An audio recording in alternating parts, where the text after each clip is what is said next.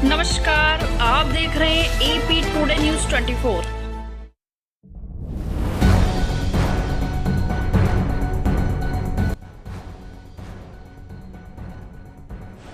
त्रिस्तरीय पंचायत चुनाव पर लगी रोक।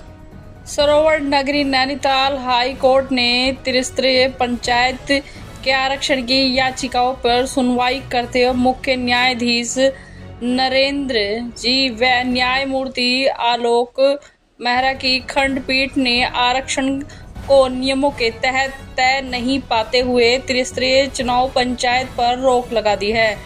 यहाँ आपको बता दें कि कोर्ट ने राज्य सरकार से स्थिति से अवगत कराने को कहा था, लेकिन राज्य सरकार सोमवार को स्थिति से अवगत कराने में असफल रही।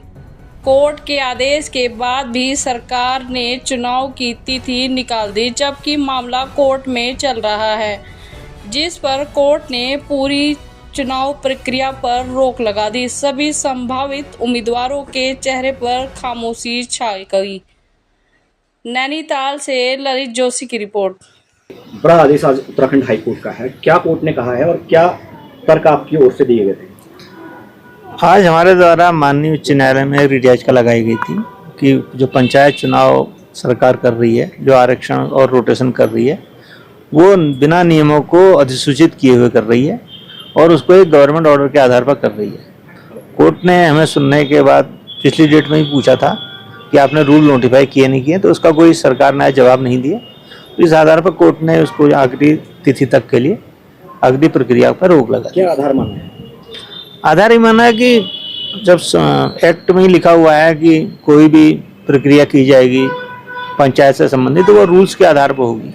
जब आपने रूल्स ही नहीं नोटिफाई किए हैं, बना दिए पर उसको नोटिफाई नहीं किया, तो उनका कोई इन्फोर्समेंट नहीं रह जाता है।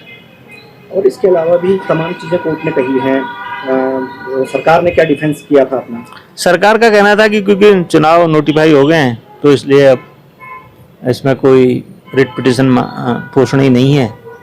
इस बात को कोर्ट ने नहीं माना। कोर्ट ने कहा कि अगर आपने गलतियां की हैं। अब क्या लगता है इन सारी प्रक्रियाओं के बाद?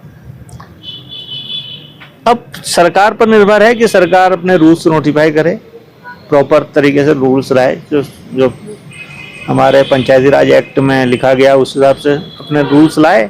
उसके बाद दिन वो उसको प्रक्रिया करनी पड़ेगी दोबारा से।